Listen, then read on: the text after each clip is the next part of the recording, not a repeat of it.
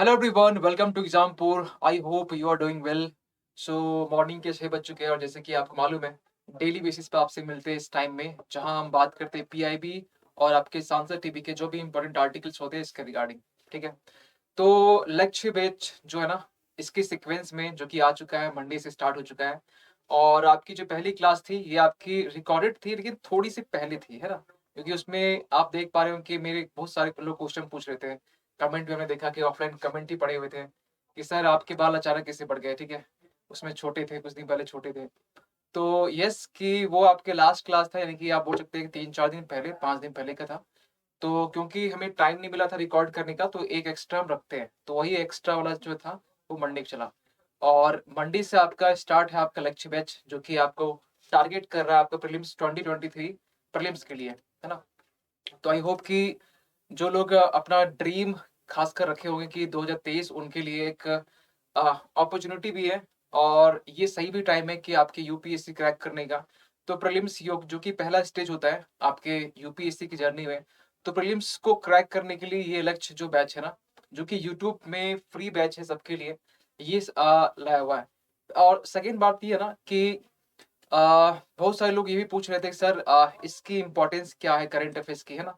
Basically क्या होता है ना कि पीआईबी का फुल फॉर्म होता है प्रेस इंफॉर्मेशन ब्यूरो। स्टार्ट करने से पहले चीजों को थोड़ा सा एक्सप्लेन करना चाहते हैं कि स्टार्ट तो हम यहाँ से कर रहे हैं, लेकिन कुछ बात आपको समझाना चाहते हैं कि पीआईबी जो आप देख रहे हैं, पीआईबी यानी कि प्रेस इंफॉर्मेशन ब्यूरो, है ना, प्रेस इंफॉर्मेशन ब्यूरो, है ना, पीआईबी। और सांसद टीवी, इसमें जो भी डिबेट्स आते हैं, चलिए वो हम अभी नेक्स्ट टाइम बात करेंगे। पीआईबी हम बात कर लेते हैं। अब ये जो साइट्स है ना, एक वेबसाइट्स है, और ये वेबसाइट जो है ना, इसमें गवर्नमेंट की जितने भी पॉलिसीज, जितने भी योजना, जितने भी स्टेप्स, जो भी अचीवमेंट होता है, ये आपको यहाँ पर अपडेट मिल जाता है। अब जो लोग यूपीएससी के जो क्वेश्चन सेट करते हैं, क्या वो किसी कोचिंग्स के जो करंट अफेयर्स मैगजीन होते हैं वो उठाएंगे, या मेरा जो मंथली मैगजीन जो मंथ के लास्ट में देते हैं क्या वो उठाएंगे? ऐसा तो नहीं करेंगे ना, नहीं ऐसा नहीं करते हैं। लेकिन हाँ, ये करते हैं कि पीआईबी में जो आर्टिकल्स होते हैं वहां से वो आर्टिकल्स लेते हैं। उन्हें मालूम है कि जो एक ऑथेंटिक डेटा और जो आर्टिकल्स मिलेंगे यूपीएससी के पॉइंट ऑफ व्यू से, वो वहीं पे मिलने वाले हैं, है ना। तो वहां से आर्टिकल्स को उठाते हैं, क्वेश्चन फ्रेम करते हैं और वहां देते हैं। 2016-17 कंप्लीट पीआईबी, कंप्लीट। और दूसरी बात ये है ना कि इसमें अभी जितने लोग यहाँ पर भी देख रहे होंगे क्लास में इन बिटवीन, 99.99% लोग को आइडिया नहीं है कि क्या पढ़ना है। वो इसमें डिफरेंशिएट नहीं कर पाते कि पॉलिटी और पॉलिटिक्स में क्या डिफरेंस है, इसमें क्या आपके प्रीलिम्स के लिए इंपॉर्टेंट है। तो इसके लिए ना, मतलब आपका ये क्लास इंपॉर्टेंट बहुत ज्यादा है। लेकिन अगर आपको कभी अपने साइड से डाउट लगे, तो आप ये काम करना कि प्रीवियस ईयर क्वेश्चंस, जो कि सबसे पहला स्टेप होता है सिलेबस और प्रीवियस ईयर क्वेश्चन, ये आपको जाके देखना है। पूरे प्रीलिम्स के जो सिलेबस है उसे शॉर्ट में दिया हुआ है, तो आप इसके लिए प्रीवियस ईयर क्वेश्चन ही बेस्ट सोर्स है आपका, जहां से मालूम चलेगा कि आपको क्या पढ़ना है क्या नहीं पढ़ना है। एक आपको पैटर्न मिल जाएगा कि हाँ, मेरे पास में समथिंग ये कुछ क्वेश्चंस हैं और ये क्वेश्चन कैसे पूछे जा रहे हैं। अगर ये मेडिवल हिस्ट्री से क्वेश्चन है, या पॉलिटी से क्वेश्चन है, हिस्ट्री से क्वेश्चन है, इकोनॉमी से क्वेश्चन है, तो क्या इसका पैटर्न कैसे रहता है ना। पैटर्न आपको जानना है, और वही पैटर्न के रिगार्डिंग आपसे यहाँ डिस्कस करेंगे। आप जो सोच के आए हैं कि यहाँ पर सर ये करंट अफेयर्स में आप वो क्यों डिस्कस नहीं कर रहे हैं कि जो चटपटी खबर हो, तो वो नहीं करेंगे। ठीक है, बोरिंग लगेगा बिल्कुल कि सर वो खबर क्यों नहीं कर रहे हैं, क्योंकि आपका टारगेट प्रीलिम्स है ना, तो उसी को हम भी टारगेट कर रहे हैं। तो इसके लिए मेरी कोशिश यही है कि आपके सामने हर एक आर्टिकल्स को लेकर आएंगे। इवन कि कुछ लोग ये भी कमेंट किए, सर क्या जो मई से लेकर जो पीआईबी आए हुए हैं क्या वो भी आप करवाएंगे? यस, वो भी करवाएंगे। लेकिन अभी ये जो दिसंबर खत्म हुआ, ठीक है, ऑलमोस्ट खत्म हो जाएगा, तो ये जनवरी, जनवरी ये पूरा करंट चलेगा रिसेंट का लेटेस्ट। और फरवरी से हम लोग स्टार्ट कर देंगे, मई से लेकर मई जून, मई 2021 का मई जून जुलाई अगस्त से करते हुए पूरा फिर रिवीजन चलेगा। रिवीजन भी प्लस साथ में कुछ करंट अफेयर्स के लेटेस्ट वाले भी चलेंगे, क्योंकि आपका एग्जाम मई में है, तो करंट अफेयर्स आपका एटलीस्ट मार्च तक तो पढ़ना ही पड़ेगा, एटलीस्ट मार्च अप्रैल तक भी 50-50%। तो इसके लिए क्या पढ़ना क्या नहीं पढ़ना है ना, देखिए, एक कोई भी आप हो सकता है कि कहीं जैसे कोई और जो पर्सन है आपको कुछ बोले ये कुछ पढ़ना है, वो कुछ पढ़ना है, नो डाउट, ठीक है। हम ये भी नहीं कहते कि आपको मेरी ही बात मानना है। हम चाहते हैं मेरी बात तब ना माने। आप प्रीवियस से क्वेश्चन देखेंगे कि क्या क्वेश्चन का पैटर्न है, क्या क्वेश्चन का डिमांड है, क्वेश्चन का लेवल कैसा है, तब आप क्लास को देखेंगे। मेरा ये भी कहना है कि आप क्लास के कंटेंट को पसंद नहीं आए, आराम से ओपन, ये आपका ये ओपन बोल सकते क्लास है, आके जा भी सकते, कोई दिक्कत नहीं है। लेकिन कोशिश हम ये करते हैं कि आपके लिए वही कंटेंट और टॉपिक्स लेके आए जो कि एग्जाम के लिए रेलेवेंट हो। हर एक करेंट अफेयर्स को उठाते हैं जो कि साइंस एंड टेक से हो, पॉलिटी से हो, हिस्ट्री से हो, जियोग्राफी, आईआर से हो, या फिर आपका इन्वायरमेंट इकोलॉजी से हो। हर एक सेक्शन को टच करता है। आई होप कि जो लोग लास्ट 50 डेज से क्लास कर रहे हैं, बहुत लोग यहाँ पर क्लास में है वैसे, 50 डेज जो क्लास कर रहे हैं उन्हें मालूम है कि हम लोग हर एक सेक्शन को टच किए हैं। हर एक सेक्शन को एक बेहतरीन तरीके से, ऐसा नहीं कि एक किसी पर्टिकुलर सेक्शंस को ही हम टारगेट कर रहे हैं, ऐसा नहीं। हर एक सेक्शन को, और इवन कि आप आज के लेक्चर में देखेंगे कि हर एक सब्जेक्ट को, कि करंट अफेयर्स को हम टच कर रहे हैं, ताकि ताकि आपको ये लगे कि आपका वन बाइस एक ही तरफा जा रहा है ना। आपको एग्जाम में फोकस करना, आपको मेरे पे फोकस नहीं करना है कि सर के मतलब सर के दीवाने हैं, ठीक है। इवन कि मेरी छोड़िए, किसी फैकल्टी की अभी यहाँ पर आप अभी फैन फॉलोइंग नहीं करना है, अभी आपके ड्रीम में फोकस होना चाहिए।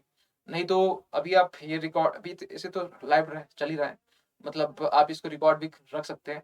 यकीन मानिए कि जिस टाइम में आप अगर भक्ति करना स्टार्ट कर दिए, उसमें अंधभक्ति, आपका 2023 का एग्जाम जो है ना, वो फिर 24 में कन्वर्ट होगा। फिर 24 में भी ऐसे करें, 25 में फोकस कीजिए। मेरे ना मेरे किसी फैकल्टी पर, फैकल्टी से ज्ञान लीजिए, अपने ऊपर फोकस कीजिए।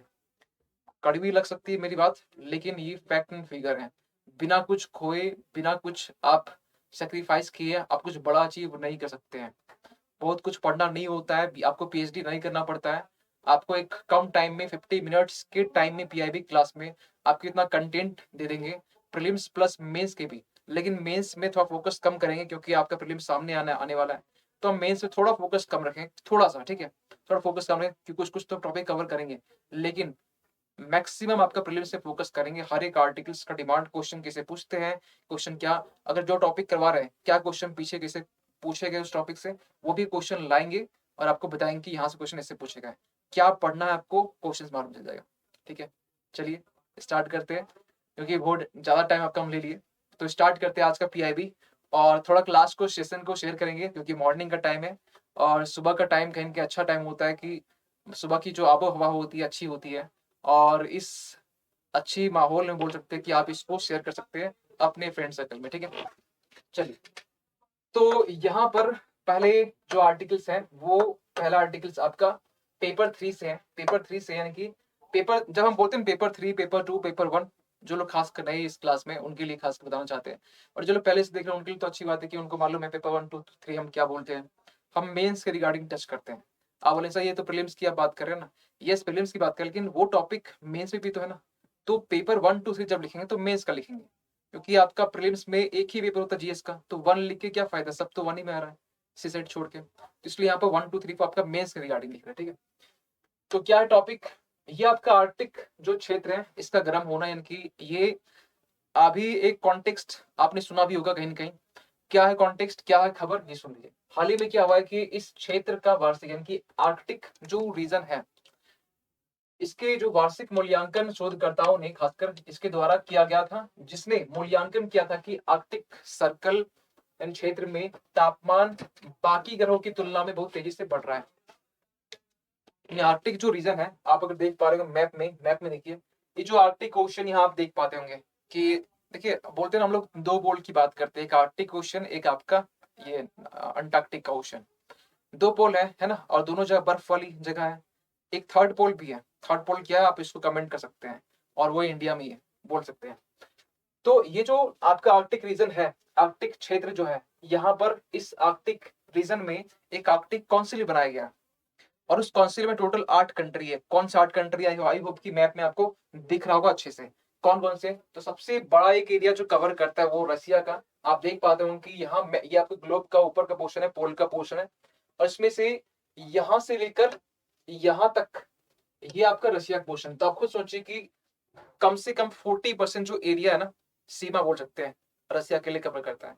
थोड़ी सी जगह अलास्का जो कि यूएस का पार्ट है, डेनमार्क जो ग्रीनलैंड हो गया, जो डेनमार्क का पार्ट है, कनाडा हो गया, आइसलैंड, नॉर्वे, स्वीडन, फिनलैंड, छोटे छोटे कंट्री है, ठीक है। तो यहाँ पर ये बोला गया कि ये जो पूरा बर्फीला जगह है, यहाँ पर टेम्परेचर बाकी जो क्षेत्र है, रीजन है, पूरे ग्लोब की हम बात कर रहे हैं, उसके कंपेयर में यहाँ बढ़ा है। यही कॉन्टेक्स्ट है। लेकिन क्या इतना ही हमें पढ़ना है? नहीं, इतना हमें नहीं पढ़ना है। आपसे यहाँ प्रीलिम्स के लिए कुछ फैक्ट ये मिल गया कि आर्कटिक काउंसिल में आपके 8 कंट्री है, याद कर लीजिए, क्योंकि ऐसा नहीं कि ये पहली बार ये आर्टिकल्स आया, और एक आर्टिकल्स इसके पहले भी आया था, जब हम ये बताया था आपको कि यहाँ पर आर्कटिक रीजन में इस वाले क्षेत्र पे, ठीक है, रसिया अपने इस क्षेत्र पर बॉम्बार्डमेंट किया था, यानी कि न्यूक्लियर मिसाइल नहीं बोले, न्यूक्लियर बॉम्बार्डमेंट किया था, जिसमें क्या हुआ था कि उसमें समथिंग गैस रिलीज होती है, और उस गैस से टेम्परेचर बढ़ता है, टेम्परेचर बढ़ेगा, आइस जो पिघलेगी, आइस पिघलेगी की एक नया रूट बनेगा, एक नया वाटर वे बनेगा, एक नया जल मार्ग बनेगा। और ये जल मार्ग इसलिए बना गया क्योंकि रसिया चाहता है कि हमारे लिए एक नया एक वाटर जो वे है, जल मार्ग है, वो बन सके, इसके लिए तो ट्रेड के लिए, व्यापार के लिए, ठीक है। दूसरी बात कि अगर आपने ये सुना होगा, तो आप ये भी सुने होंगे कि अभी G20 की बात करें, COP27 की बात करें, यानी कॉन्फ्रेंस ऑफ पार्टीज 27 की बात करें, जो कि शर्म अल शेख यानी इजिप्ट में हुआ था, ठीक है। यहाँ से भी क्वेश्चन बनने वाला है डेफिनेटली। और आई होप कि इकोलॉजी, इन्वायरमेंट एंड इकोलॉजी का भी कंसर्न बहुत सारे लोगों ने उठाया, तो ये भी कहीं ना कहीं बहुत ज्यादा चांसेस ये है कि हम ही करवाने वाले हैं आपके लक्ष्य बैच के लिए, जो कि फ्री है यूट्यूब के लिए, है ना। तो एक इन्वायरमेंट इकोलॉजी, इसका वेटेज बहुत ज्यादा होता है, क्योंकि इंडियन फॉरेन फॉरेस्ट सर्विस का एग्जाम साथ में होता है, प्रीलिम्स दोनों का साथ में होता है, आपका IAS CSE का और IFS का। तो इसके लिए, और उसमें सबसे ज्यादा वेटेज किसका होगा, तो इन्वायरमेंट का ही होता है। तो इन्वायरमेंट वाला जो पोर्शन है वो हम ही आपको करवाएंगे, ठीक है। तो ये कुछ दिन में आपको मालूम चल जाएगा कि कब स्टार्ट होगा, टाइम टेबल क्या होगा, लेकिन आप फॉलो करते रहिए जो भी क्लास चल रही है, बाकी सबकी क्लास करते रहिए। तो ये हो गया। अब थोड़ा सा और सुन लीजिए। अगर आपने यहाँ तक सुना, तो आर्कटिक काउंसिल की बात में हम ये भी बात किए थे कि जलवायु परिवर्तन हो रहा है, पूरे जो वर्ल्ड की हम बात करें, इंडस्ट्रियलाइजेशन हो रहा है, औद्योगिकीकरण हो रहा है।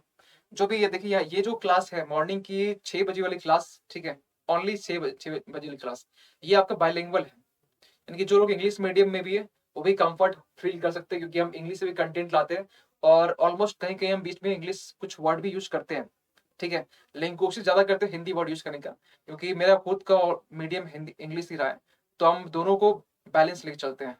और हिंदी इसलिए मेरी थोड़ी बहुत सही भी है, क्योंकि इसके भी इसी कारण है, क्योंकि जब भी आप मेंस लिखते हैं ना, UPSC मेंस लिखते हैं, तो मेंस में आपका एक लैंग्वेज पेपर होता है, अगर आप हिंदी मीडियम के तो आपका इंग्लिश होगा, इंग्लिश मीडियम के तो आपका हिंदी होगा।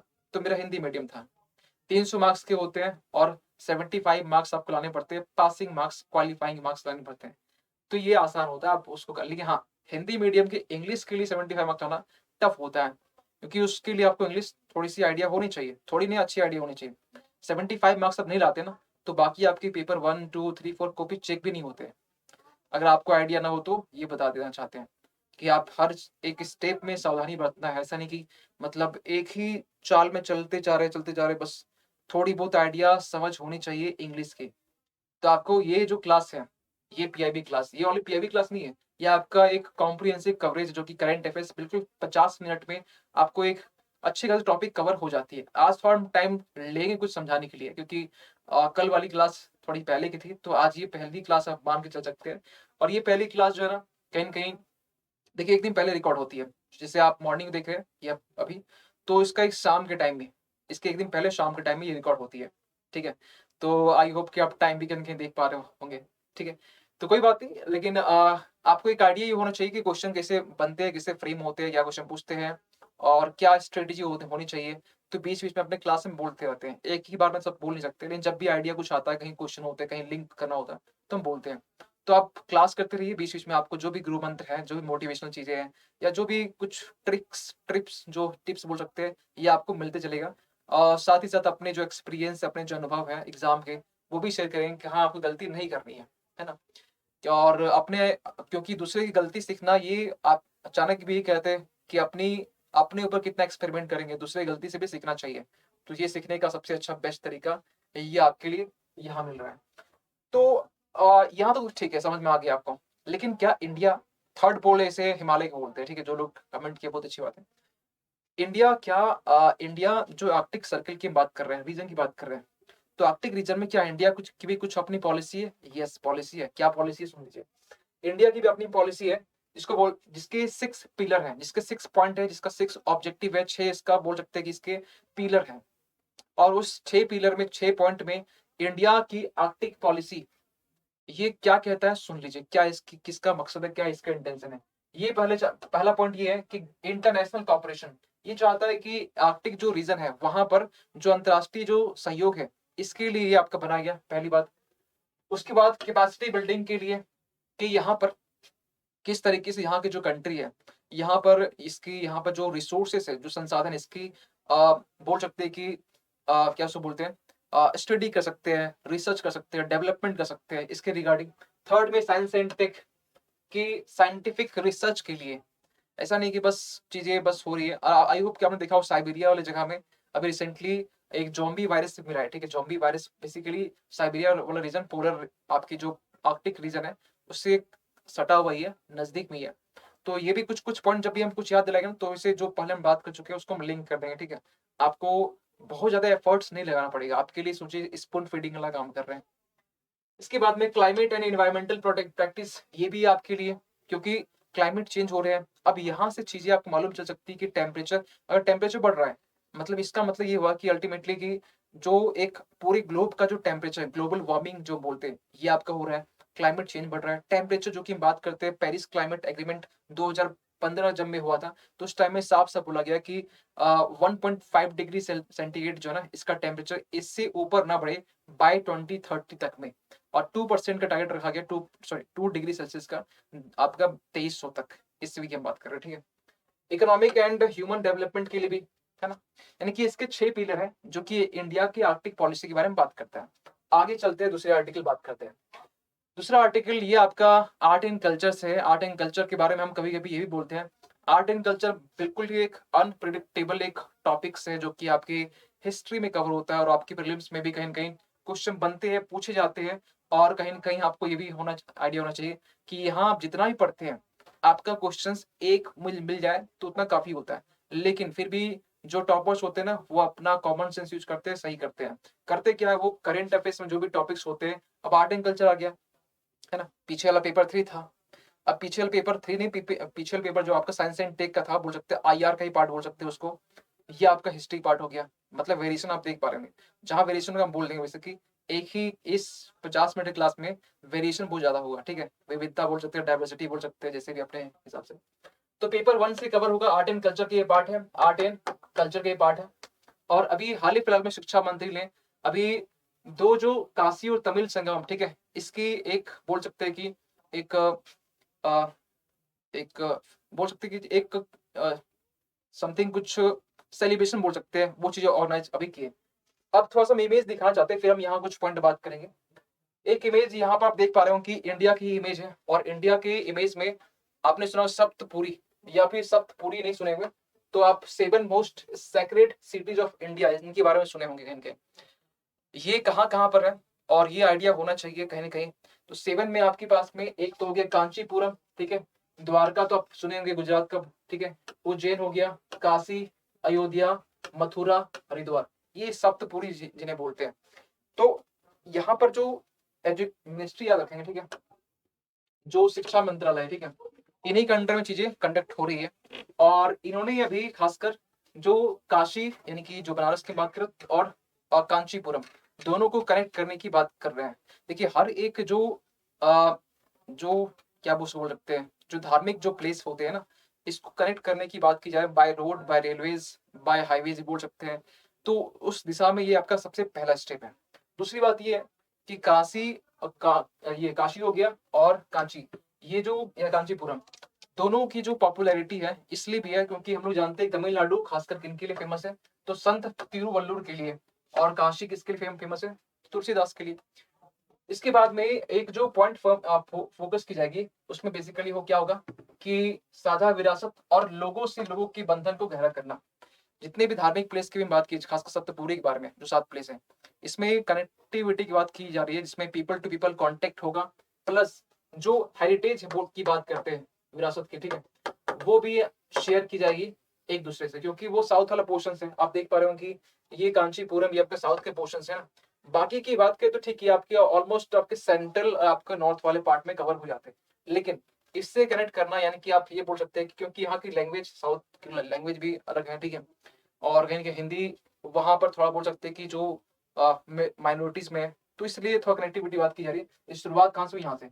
लेकिन इसके बाद भी प्लानिंग ये है कि बाकी जितने भी आपके सब पूरी में से जितने भी आपके धार्मिक स्थल है उनको भी कनेक्ट करना है धीरे धीरे करते हैं, ठीक है, यहाँ से लेके यहाँ तक बाकी सबको भी। तो ये सिलसिला अभी यहाँ से हुआ। वैसे कुछ करना नहीं है, यहाँ से होता है तो बाकी चीज को यहाँ से करके कनेक्ट कर सकते हैं। ये हो गया इनके बारे में, ठीक है। अगला आर्टिकल ज्यादा फोकस में प्रीलिम्स के लिए नहीं कर रहे हैं, ताकि आपके जो आर्टिकल्स है उसके बेसिस पे हम उसको किए हुए पेपर 2 से। और पेपर 2 में एक छोटा सा पार्ट है आपका आईआर का। देखिए इसको आप आईआर से भी कर सकते हैं, प्लस अब चीन पर भारत की आत्मनिर्भरता। अब ये जो कहीं ना कहीं इकोनॉमिक्स का ही पॉइंट आता है, तो इसको इकोनॉमिक्स के लिए पेपर 3 भी इसको रख सकते हैं। ये ऐसा नहीं कि एक टॉपिक एक ही आपका पेपर में आ गया, ऐसा ऐसा कोई बात नहीं है। कनेक्टिविटी होनी चाहिए कि एक ही टॉपिक, अब यहाँ चीन भी है तो आईआर का पार्ट हो गया, आयात भी है तो यहाँ पर एक्सपोर्ट इम्पोर्ट यानी कि इकोनॉमिक्स पार्ट हो गया। तो ये 2 और 3 दोनों का पार्ट है, ठीक है।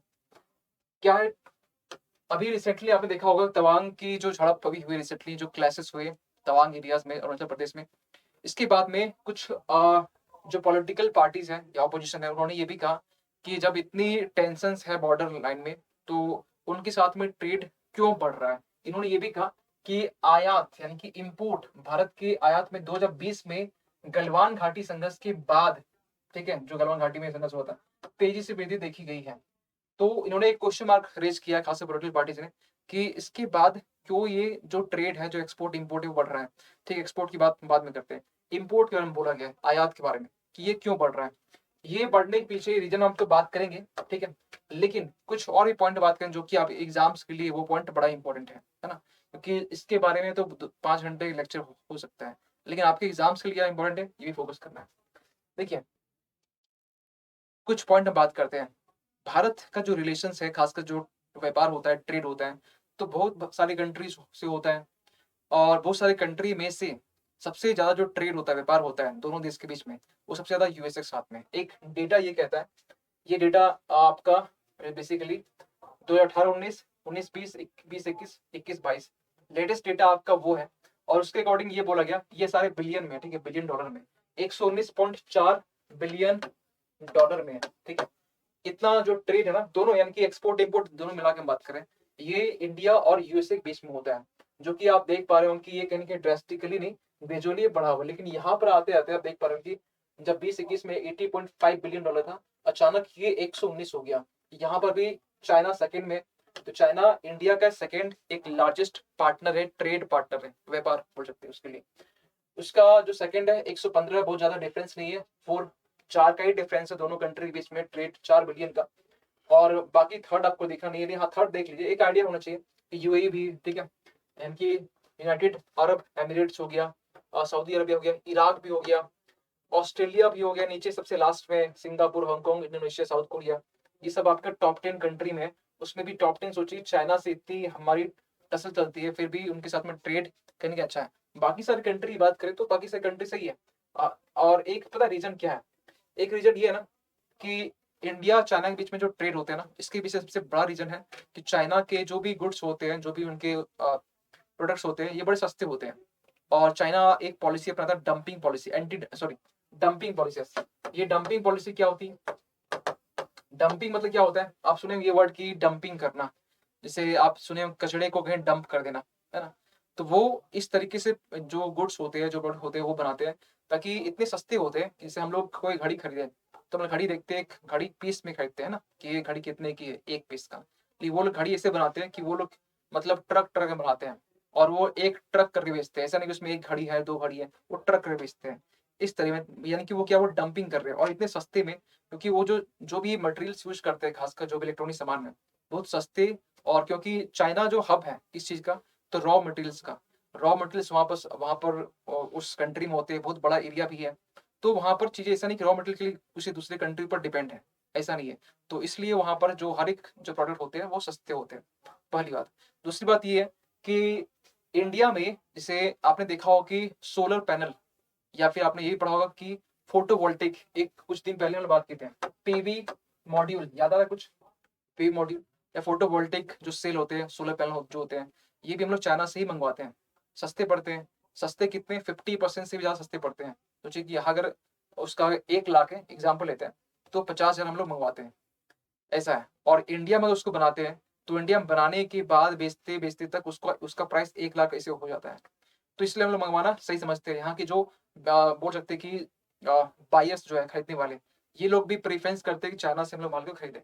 अब अगर दिल्ली कभी आए होंगे तो यहाँ पर बहुत सारे मार्केट है, सरोजिनी मार्केट हो गया, दिल्ली का मार्केट हो गया, वहाँ पर जितने भी प्रोडक्ट्स आप देखेंगे ना ऑलमोस्ट, और गर्मी के टाइम में कूलर, पंखे जो होते हैं ना, ये आपको चाइनीज़ सामान ही मिलते हैं। तो मतलब वो सारे सामान भी वहीं से आते हैं, सस्ते होते हैं। यहाँ पर कूलर कोई कुछ बन जाए तो उसका प्राइस अच्छा खासा होता है, लेकिन वो 1000 में अच्छा खासा कूलर वो देते हैं, ठीक है? तो ये भी एक रीज़न होता है। अब यहाँ पर एक वही पॉइंट लिखा हुआ कि दूसरा सबसे बड़ा व्यापारिक भागीदार है। चीन और अमेरिका के साथ में व्यापार में अंतर। ये तो हमने देखा। अंतर कितना का है? 4.5 बिलियन, सॉरी 4 बिलियन का, $4 बिलियन का, ठीक है? और एक पॉइंट ये भी है ना कि अमेरिका के साथ में ऐसा कोई डिस्प्यूट्स नहीं है, लेकिन चाइना के साथ में डिस्प्यूट्स है। अभी हाल ही फिलहाल देखा होगा आपने कि तवांग रीजन में हो, है ना? इवन कि जो हिस्टोरिकल जो डिस्प्यूट चलता आ रहा है, जो कि अबाउट 1962 का वॉर से लेकर, जो आप अक्साई चीन जो कैप्चर करने के बाद में आपका हर एक दूसरे साल में कहीं मैप रिलीज करते हैं, उसमें ये बोला जाता है कि जो नेफा है, यानी कि नॉर्थ ईस्टर्न फ्रंटियर एजेंसी, यानी कि अरुणाचल प्रदेश की बात कर रहे हैं, यहाँ पर हर जो बॉर्डर वाला एरिया है ना, उनके गांव को अपना बनाता है, अपना ये शो करता है चाइना।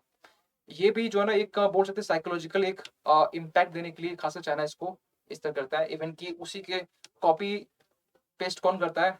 नेपाल भी आजकल करना स्टार्ट कर दिया, पाकिस्तान भी करता है। पाकिस्तान को इवन की अपने मैप में जम्मू कश्मीर को अपने साथ अपने मैप में वो दिखाता है, प्लस के लद्दाख वाले रीजन को उसे मालूम भी नहीं कि यार ये यूटी है, यूटी बन चुका है। तो ये वाले कुछ पॉइंट होते हैं। इसके बाद चाइना को काउंटर करने के लिए हम लोग क्या कर सकते, देखिए, या बोल सकते हैं चाइना को काउंटर करने के लिए हम लोग क्या कर सकते हैं, तो उसके लिए और क्या अभी तक हम लोग किए हैं। तो चाइना काउंटर करने के लिए हम लोग वास्तविक प्रतिबंध, यानी कि आप बोल सकते हैं डी फैक्टो जो बैन। डी फैक्टो बैन क्या होता है? देखिए, इसके लिए हम बहुत सारे, जैसे कि आपने देखा हो कि ऐप, बहुत सारे जो ऐप है, जो चाइनीज ऐप थे उसको बैन कर दिया गया। जैसे कि टिकटॉक हो गया, बहुत सारे ऐसे बैन ऐप थे।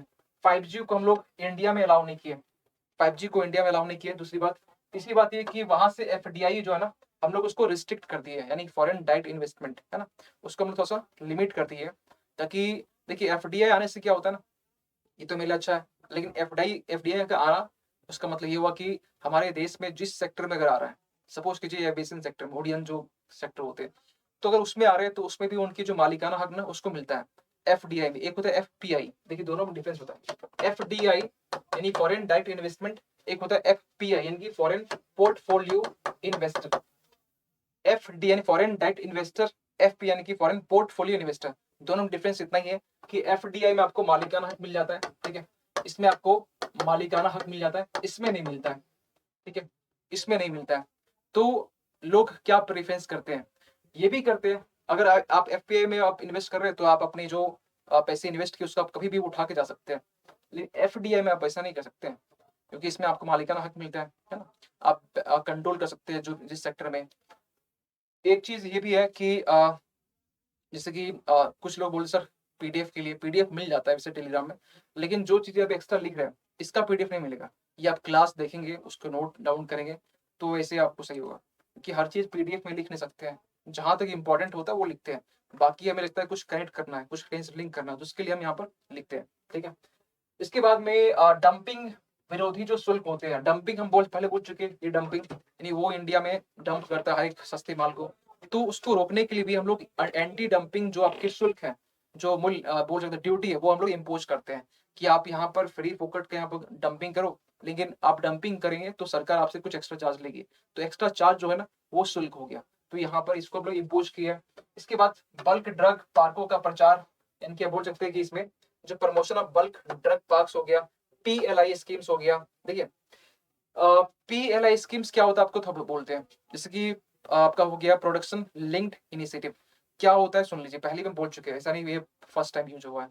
पीएलआई का मतलब ये हुआ कि प्रोडक्शन उत्पादन हो गया, लिंक्ड यानी किसी से लिंक करने, और ये आपका इनिशिएटिव, आप जो भी इंसेंटिव इंसेंटिव, तो जो चीज आप प्रोडक्शन कर रहे हैं, जिसका उत्पादन आप कर रहे हैं, सरकार अगर वो चीजें लिंक किससे, एक्सपोर्ट इंपोर्ट से लिंक, यानी कि उसका डिमांड बहुत ज्यादा हो रहा है, तो उसकी डिमांड जब ज्यादा हो रही है तो कहीं ना कहीं सरकार आपको इंसेंटिव देगी, कुछ पैसे वैसे देगी कि आप थोड़ा इसका उत्पादन और भी कर लो, तो आप ताकि आप एक्सपोर्ट और कर सकें। तो PLI स्कीम्स, ये आप सिंपल एक लैंग्वेज है, इसको समझ सकते हैं।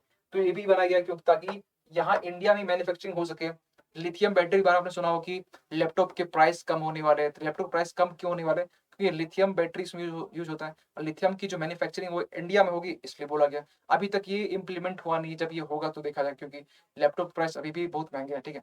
दूसरी बात ये है कि इसमें एक आपने देखा होगा सेमीकंडक्टर की जो मैन्युफैक्चरिंग, जो कि हम लोग हांगकांग जो है ना सेमीकंडक्टर के लिए, ताइवान, ये ताइवान जो है ना, ये सेमीकंडक्टर के लिए सबसे बड़ा एक लार्जर, एक बोल सकते हैं मैन्युफैक्चरिंग एक कंट्री है।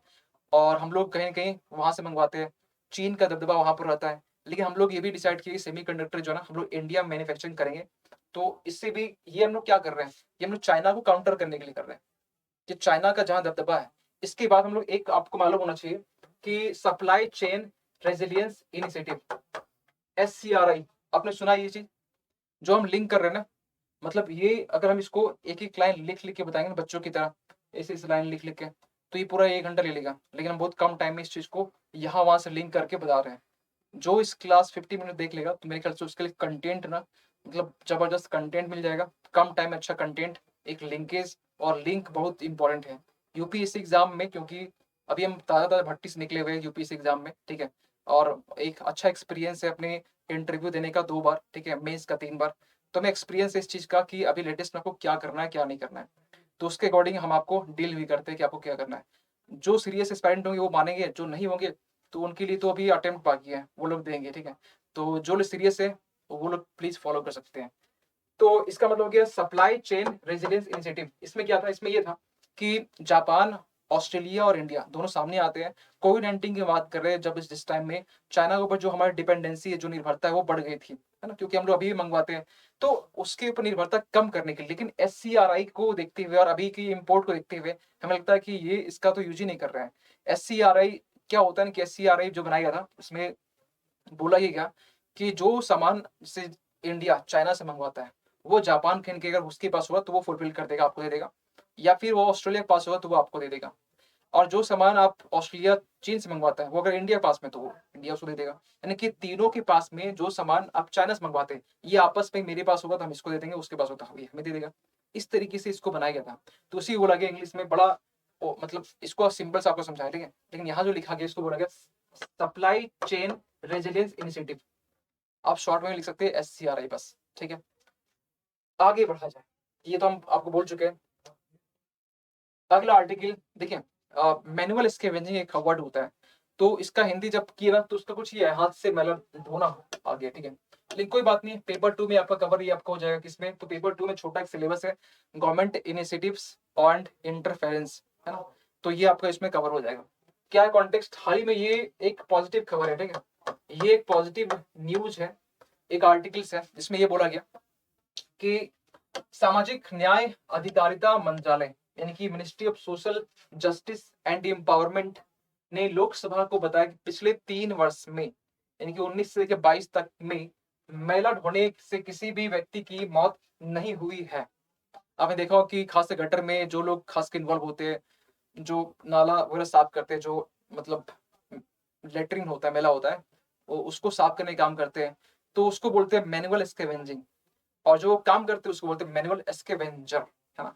इंग्लिश में बोलिए तो वो सही रहता है, कुछ कुछ चीजें इंग्लिश में ही बोलना कहीं ना कहीं सही होता है। वैसे भी आपको इंग्लिश एग्जाम मेंस पे देने हैं, जिनको मेंस देना है ना, एटलीस्ट जो मेंस का सपना सपना देखते हैं, वो ये क्लास ना उनके लिए एक रामबाण की तरह है, मतलब वरदान के लिए। क्योंकि यहाँ इस क्लास में थोड़ी बाइलिंगुअल हम लेके चलते हैं, है ना, कंटेंट भी हम दोनों में होता है, PDF मिल भी जाता है, टेंशन बात नहीं है। और यहाँ पर चीजें हम इंग्लिश से भी कुछ कुछ हम बोलते हैं। वैसे मेरी क्लास पहले इंग्लिश में ही चलती थी, कंप्लीट इंग्लिश, कंप्लीट सभी में हिंदी बाइलिंगुअल दोनों मिला के बोल रहे हैं, कंप्लीट इंग्लिश चलती है, आप सर्च कर सकते हैं, एग्जामपुर का ही बात है, लेकिन वो चैनल अभी बंद है ना। तो इंग्लिश वाले भी देख सकते हैं आप। और सिंपल इंग्लिश मेरी होती है, बिल्कुल सिंपल साधारण, एक थोड़ी बहुत आइडिया रखने वाला वो समझ सकता है मेरी इंग्लिश को। जो कंप्लीट इंग्लिश हम लेक्चर लिए भी हैं, बहुत सारे लेक्चर होंगे, मतलब सैकड़ों लेक्चर होंगे, 100+ लेक्चर होंगे, 100 से ऊपर लेक्चर होंगे, ठीक है। तो इसलिए फायदा है। अब यहाँ पर ये बोला गया कि मैनुअल स्कैवेंजिंग की जो समस्या है ना, ये समस्या, इसको लेकर कुछ पॉजिटिव खबरें कि अभी तक किसी की मौत नहीं हुई है। इतना ही कॉन्टेक्स्ट है। लेकिन क्योंकि अब मैनुअल स्कैवेंजिंग एक वर्ड आ गया और इसके बारे में क्वेश्चन पहले पूछ चुके हैं यूपीएससी, है ना? तो इसके बारे में थोड़ा कुछ हम पॉइंट हम जान लेते हैं कि इसको लेकर ना ये एक बहुत ही बड़ी समस्या है और ये जो समस्या है ना, इस समस्या को कम करने के लिए बोल सकते हैं। इसके लिए एक लाया गया कौन-सा एक अधिनियम जो कि बोला गया 2013 में, महिला ढोने वालों को रोजगार का निषेध और पुनर्वास अधिनियम, रिहैबिलिटेशन। पुनर्वास का मतलब क्या? पुनर्वास मतलब कि अगर यहाँ पर किसी की डेथ हो जाती है, मैनुअल स्कैवेंजिंग में किसी की डेथ होती है, ध्यान सुनेंगे, किसी की डेथ होती है तो उसे सरकार इंसेंटिव देगी, उसे कुछ पैसे देगी, 5 लाख से 10 लाख के आसपास में। पैसे इंपॉर्टेंट नहीं है, लेकिन हाँ, कुछ इंसेंटिव देगी। लेकिन ये ना इम्प्लीमेंट हो ही नहीं पाया।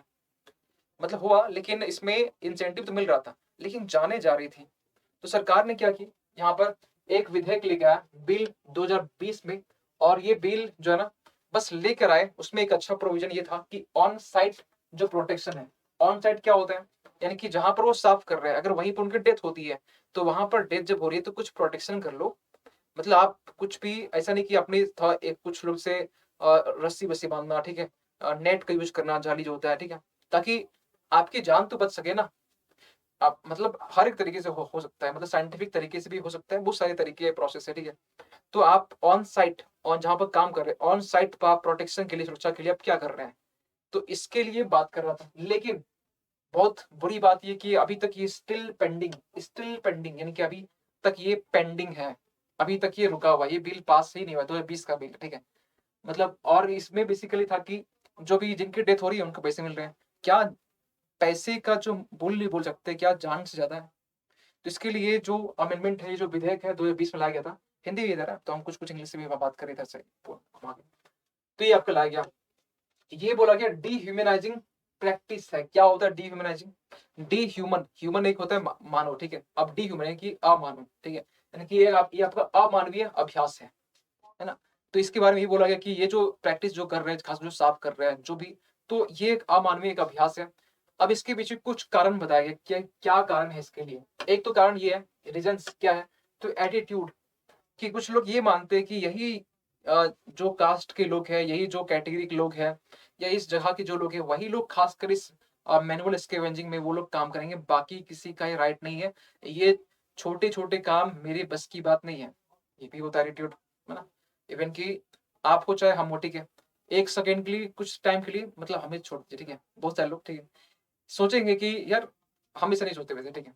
आप लोग क्या कहना, आप बोल सकते हैं कि यार ये काम तो हम मेरे लिए तो बना हुआ है ही नहीं यार, हम तो आईएएस ऑफिसर बनने के लिए तैयार हुए हैं, है ना, ऐसा हो सकते हैं। तो ये जो एटीट्यूड है, इस एटीट्यूड के कारण जो एक कुछ ही ग्रुप के जो लोग हैं ना, वही खास कर इसे मैनुअल स्कैवेंजिंग में वो फंसे रहते हैं, वही उसकी पीढ़ी दर पीढ़ी जो होती है वो काम उसी में करते रहते हैं।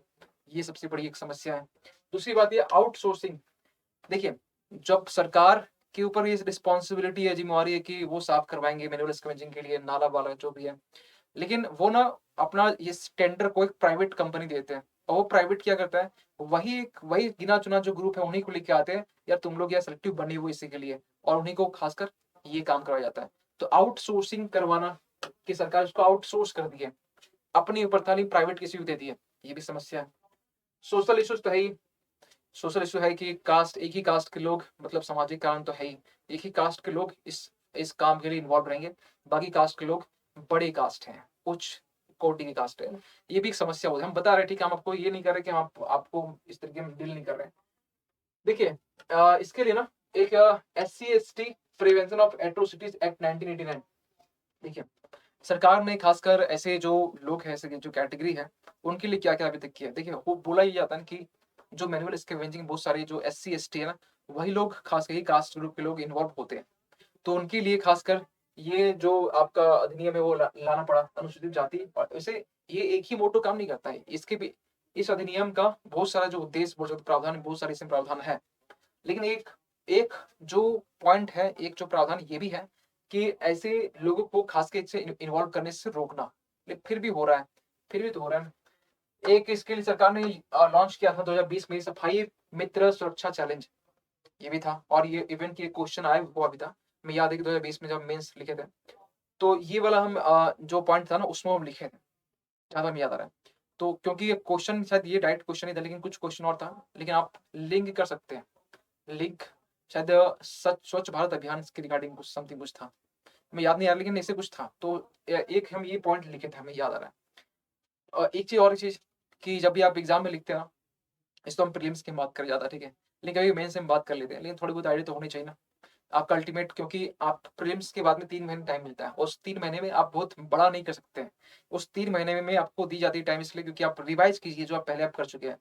मतलब आप प्रैक्टिस कीजिए, आंसर राइटिंग लिखने प्रैक्टिस कीजिए, आप चीज़ों को लिंक कीजिए, कनेक्ट कीजिए, इसलिए टाइम मिलता है 3 महीने का।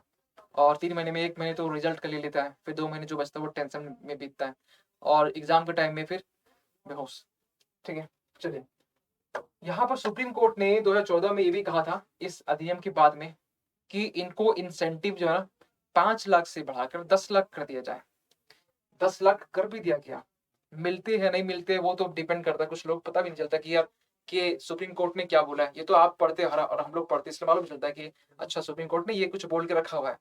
लेकिन जो लोग नहीं पढ़े लिखे हैं, जिनको पता ही नहीं सुप्रीम कोर्ट ने क्या बोला, सुप्रीम कोर्ट के खासकर उनके राइटिंग्स या अगर इंग्लिश से ही लिखे होते हैं, लंबे लंबे पेज होते हैं, गाइडलाइंस पता नहीं कौन सुने नहीं सुने, कहाँ से मालूम चलेगा, उन लोग मालूम ही नहीं चलता है। वो लोग मतलब पैसे वैसे भी नहीं मिलते हैं। तो सरकार यहाँ पर ये करे कि जो भी कानून लाए, जो भी बदलाव चेंजेस, या सुप्रीम कोर्ट को भी जो भी गाइडलाइंस लेके आते हैं, कैसे आम नागरिक तक पहुंचाना है, ये डिपेंड होना चाहिए। खासकर जो हमारे स्टेट है, स्टेट मतलब हो गया, राज्य राज्य मतलब हो गया, जुडिशरी भी इसमें आता है, एग्जीक्यूटिव आते हैं, तो उनके ऊपर डिपेंड होना चाहिए ताकि वो अवेयरनेस फैलाए, वो कम से कम जो इन्फॉर्मेशन है, सूचना, इसको स्प्रेड करे हर एक छोटे छोटे बोल से ग्रामीण इलाकों तक में। एक कुछ भी जरिया हो सकता है, सोशल मीडिया भी आपका, ठीक है, प्रिंट मीडिया भी हो सकता है। तो ये सरकार कर सकती है। इसके बाद अगला आर्टिकल, ठीक है, 3-4 आर्टिकल हम लोग कर चुके हैं। ये नेक्स्ट आर्टिकल है, भारत का धीमा निर्यात। अभी हम लोग देखे ना कि इंडिया के साथ में इंपोर्ट बढ़ा है, आयात बढ़ा है। अब ये निर्यात के बारे में बात कर रहा है कि इंडिया के एक्सपोर्ट घटा है। कैसे मालूम चला? अक्टूबर 2022 में 2021 की समान अवधि की तुलना में, ठीक है, अक्टूबर का ही डेटा हम बात कर रहे थे, इसमें अभी बोला गया भारत का की निर्यात में लगभग 16.7% की गिरावट आई है।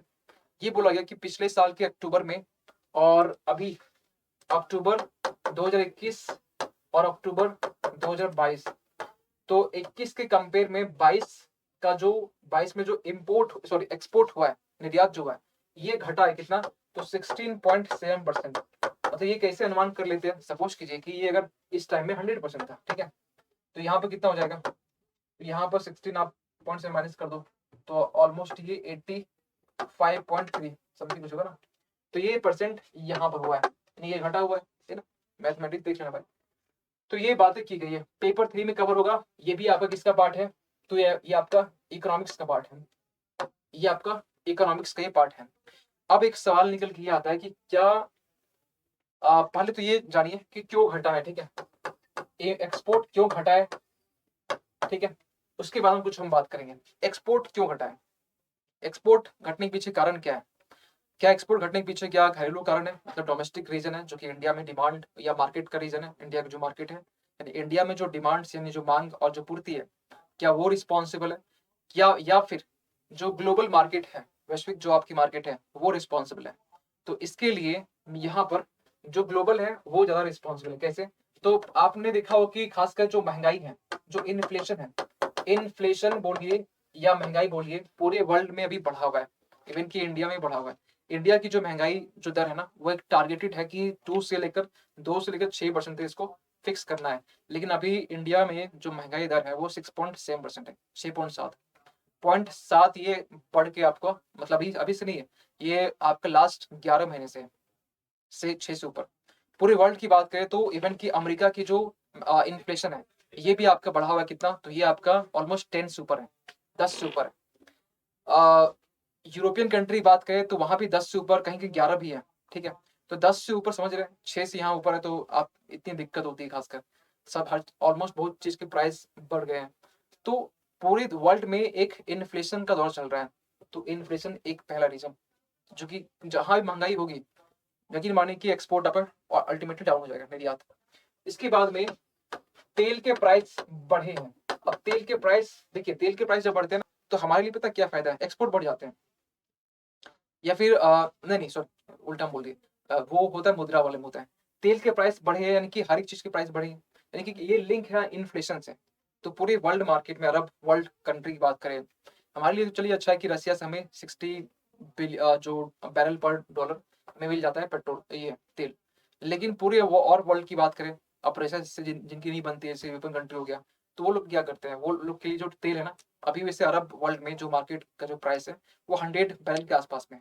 बैरल क्या होता है हम पहले ही बोल चुके हैं। बैरल मतलब होता है कि आपने देखा होगा कि शादी का जो ड्रम होता है ना, शादी ब्याह में जो ड्रम ब्लू कलर का होता है कहीं कहीं, है ना, तो वो ड्रम में अगर आप पूरा फुल पानी भर देंगे, है ना, जितना पानी आप यूज करते हैं, तो वो हो गया आपका 1 बैरल, है ना।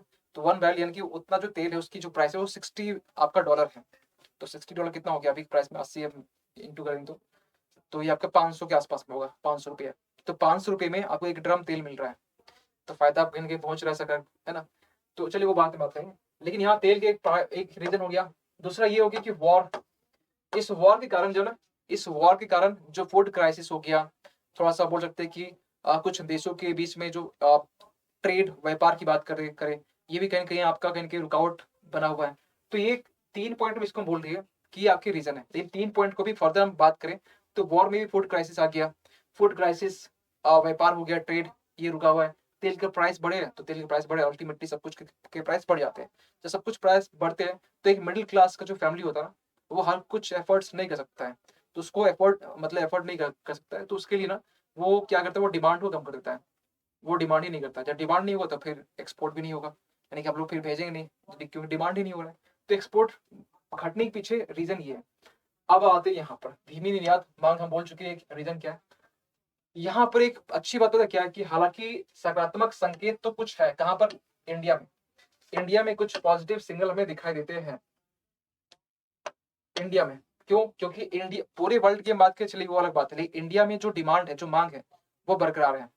इंडिया में खाने वाले लोग ज्यादा है, मतलब यहाँ पर मल्टीपल टाइम्स खा लेंगे आप, मतलब खाने वाली कमी है। यहाँ पर इंडिया में कंज्यूमर्स बहुत बड़ा है, और क्योंकि एक रीजन ये भी कि पॉपुलेशन बहुत बड़ा है, जनसंख्या बहुत बड़ी है। इवन कि 2023 तक में हम लोग चाइना को बीट कर देंगे। 142 143 तो यही हो गया। चाइना की 143 है और इंडिया 142 है, मतलब 1 करोड़ के से भी कम है, बिल्कुल 1 करोड़ से कम। 23 में हम लोग आगे निकल जाएंगे। इसके बाद में इंडिया की जो विदेशी मुद्रा भंडार है, ये भी अभी इंडिया के पास ना समथिंग 561 बिलियन अमेरिकी डॉलर है। ये सही है, लेकिन अगर हम एक पॉइंट बोले कि इसका जो आयात कवर है, क्या होता है इंपोर्ट कवर, एक होता है टर्म इंपोर्ट कवर। ये नया टर्म नहीं है, बोल सकते हैं के लिए हाँ, ये आपको मालूम नहीं होगा इंपोर्ट कवर क्या होता है। आयात कर ये कवर का मतलब ये हुआ कि हम लोगों के पास में कितनी विदेशी मुद्रा भंडार है जिनसे हमारा जो गुजारा है ना वो चल सके। तो उसको बोलते हैं आयात कवर, यानी इंपोर्ट कवर, कितना हम लोग इंपोर्ट कर सकते हैं उस विदेशी मुद्रा भंडार में। तो 561 बिलियन है। तो इसमें अनुमान लिए लगाया गया कि इसमें हम लोग 9 से 10 महीने तक हम लोग इसका गुजारा कर सकते हैं। तो जितने टाइम तक कर सकते हैं, इतने महीने तक, उसे कहते हैं आयात कवर। ठीक है। इसके बाद में निर्यात उत्पाद पर शुल्क या करों की छूट 2021। और देखिए यहाँ पर कुछ और पॉइंट लिखे गए। देखिए ये बोला गया नीचे वाले पॉइंट में कि आगे की राह क्या हो सकती है ना, आगे की राह क्या हो सकती है। तो निर्यात उत्पाद जो होते हैं, यानी कि जो आप एक्सपोर्ट कर रहे हैं, एक्सपोर्ट जिस प्रोडक्ट का, उस पे आप जो शुल्क है, कहाँ गया ये यहाँ पर, रिवाइज ऑफ ड्यूटीज और टैक्सेस ऑन एक्सपोर्ट प्रोडक्ट्स, ये रोड टेप, ये बनाया गया था बेसिकली 2021 में। और सरकार ये बेसिकली यही सरकार के द्वारा स्टेप लिया गया ताकि जो एक्सपोर्ट है वो बढ़ाया जा सके, एक्सपोर्ट को बढ़ाने के लिए। और इसी के पहले पता नाम क्या था, मिशन, ये यहाँ पर mission export of India schemes. इसमें जिसकी इसका नाम चेंज करके 2021 में किया गया आपका रोड टेप। एक इसी तरीके से आपका सर्विस करके है, सर्विस एक्सपोर्ट इंडिया स्कीम्स, ये सर्विस के लिए था। तो इंडिया कहीं ना कहीं आप बोल सकते हैं कि एक्सपोर्ट के लिए और एक्सपोर्ट को बढ़ावा देने के लिए गवर्नमेंट ने बहुत सारे स्टेप्स लिए। इवन कि आपने देखा होगा, अभी हम एक बात किए थे एक्सपोर्ट के लिए, कौन सा था आपका, एक रिसेंटली बात किए थे एक्सपोर्ट के रिगार्डिंग। तो ये आपका था एक ओडीओपी था, ओडीओपी, और आपका district as a DAP, district as a hub, DH, ठीक है, डिस्ट्रिक्ट एज हब, इसको मर्ज किया गया था। आई होप कि आपको याद होना चाहिए। इसको मर्ज करने कल ही तो ये बताए थे ना, कल ही हुआ था, तो वैसे कल का ही लेक्चर था वो। तो इसको मर्ज किया गया, और मर्ज करने के पीछे मकसद इनका एक ही था कि एक जिले को एक प्रोडक्ट के रूप में जाना जाए और टोटल आपके जो प्रोडक्ट है, उत्पाद है, वो आपके 170 है, ये हम कल ही बताए थे। और दोनों को मर्ज करने के बाद में यही बोला गया कि एक डिस्ट्रिक्ट को एक एक्सपोर्ट हब बनाना है, यानी कि उस डिस्ट्रिक्ट में जो प्रोडक्ट हो रहे हैं उसके एक्सपोर्ट की कम रिगार्डिंग उस चीज को प्रमोट करनी है।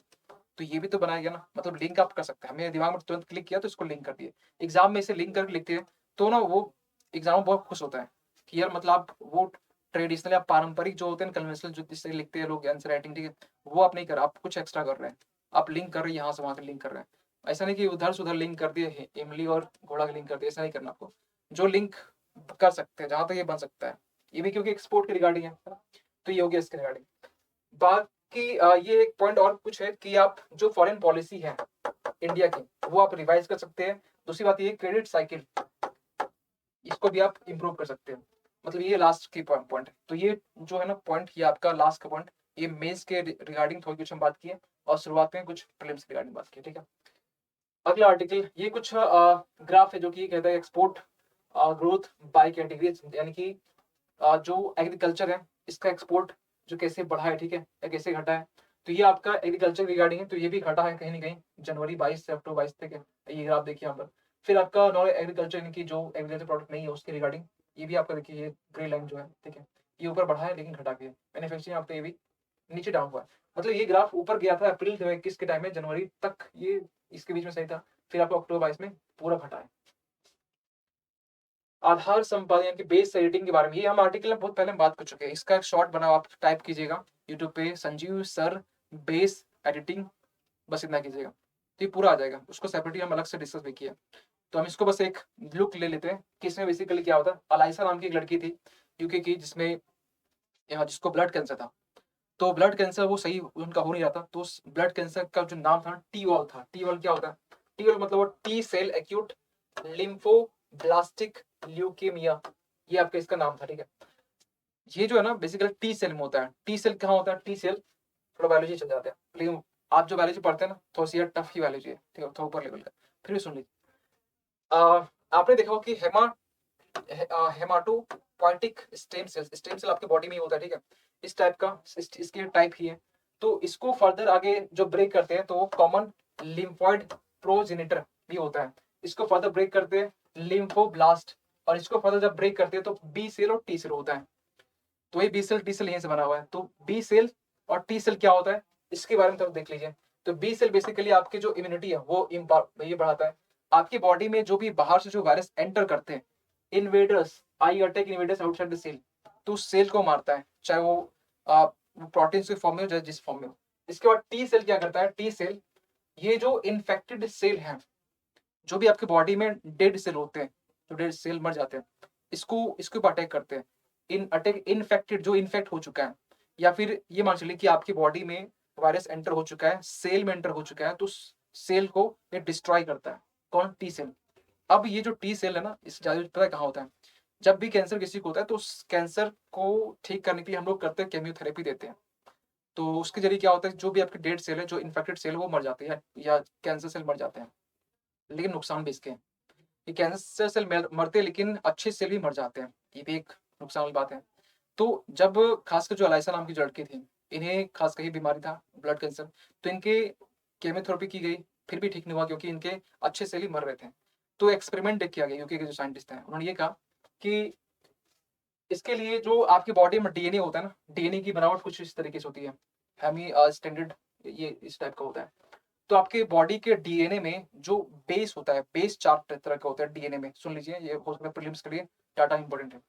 एडेनिन, थाइमिन, ग्वानिन, काइटोसिन, ये आपकी बॉडी के ही आपके सेल के डीएनए के बेस होते हैं, याद रखें। ये किसमें? ये एक सेल के उस डीएनए होते हैं, उस डीएनए के ये आपके बेस होते हैं। ये कुछ आप देखिए यहाँ पर, ये जो आप लाइन देख रहे हैं ना यहाँ पर, ये बेस पेयर है। एक बेस पेयर में दो आपके बेस होते हैं, यानी कि एक ग्वानिन, साइटोसिन, फिर ऊपर वाले में एडेनिन, थाइमिन। अब इसको ना चेंज किया गया, लेकिन किसका? एक अच्छे डोनर यानी कि एक अच्छे पर्सन का सेल लिया गया, उसके डीएनए के साथ छेड़खानी की गई बेस के साथ में, और बेस के साथ क्या किया गया? सी वाला जो पोर्शन साइटोसिन, इसको निकाल दिया गया। इसको यहाँ से यहाँ देखिए, ये स्टेप बाय स्टेप समझा रहे हैं। ये आपके अलाइसा की बॉडी का पार्ट है, बॉडी का जो सेल है वो आपका है, ठीक है, कुछ इस तरीके बना हुआ है। और इसके बाद क्या किया, इसके डीएनए में जो सी है, ये जो सी लिखा हुआ है, इस सी को रिप्लेस कर दिया, base editing changes one letter in the genetic code, उसके जेनेटिक कोड को चेंज कर दिया। जैसे कि आपने देखा साइटोसिन हो गया, कोड किस तरीके से, साइटोसिन ग्वेनिन थाइनिन एडिन, तो इसको आगे पीछे कर दिया गया, इतना ही किया, ठीक है। और ये करने के बाद में नेक्स्ट पॉइंट में ये किया, जो डोनर टी सेल है, जिसने सेल दिया टी सेल, ठीक है, उनके सेल में आपने देखा कि ये जो आपका ये पोर्शन, ठीक है, इसको बोला गया रिसेप्टर्स, इसको हटाया गया, ठीक है। इसके बाद में आप देख पा रहे हो यहाँ पर कुछ कुछ पॉइंट है, कुछ कुछ पॉइंट है, ठीक है। इसको बोला गया, जो ये जो मार्किंग है इसको भी रिमूव किया गया, ताकि जो डोनर जो सेल दे रहा है उस सेल को भी इम्पैक्ट न कर दे, और जो सेल दूसरे एलआईसी बॉडी में जो जा रहा है एलआईसी बॉडी को भी इम्पैक्ट ना करे।